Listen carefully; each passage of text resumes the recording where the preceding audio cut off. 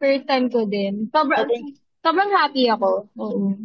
Tsaka lalo na, parang nag-enjoy din talaga ako kasi kayo yung kasama ko sa taping. Diba? Sobrang dali Oo. work. Pa- para lang tayo nagbabonding. Oo. Ganun. Especially yung Ikaw, mga glamping scenes natin. Parang wala, kain-kain, kwentuhan. Mga ganun. ikaw, may natutunan ka ba sa mga scenes? Oo, marami actually. Especially pag malaman na nila yung mga susunod na mangyayari.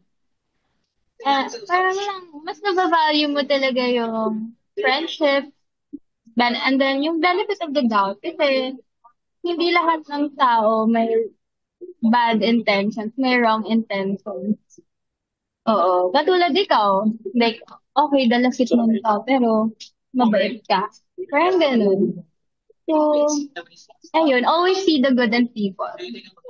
Hmm. Tsaka isa din sa mga na-realize ko sa episode na to is yung trust talaga yun, earn.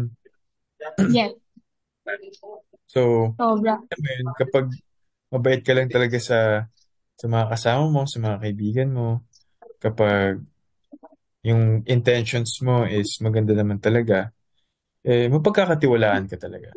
Oo. And then, kahit iba ka man, kahit dalakit man ka, kahit hindi ka tao yung mga ganun, they can love you for who you are. Kahit gaano ka man ka iba. Okay. Yes, sir. Grabe Diba? naman. Eh, grabe naman yan!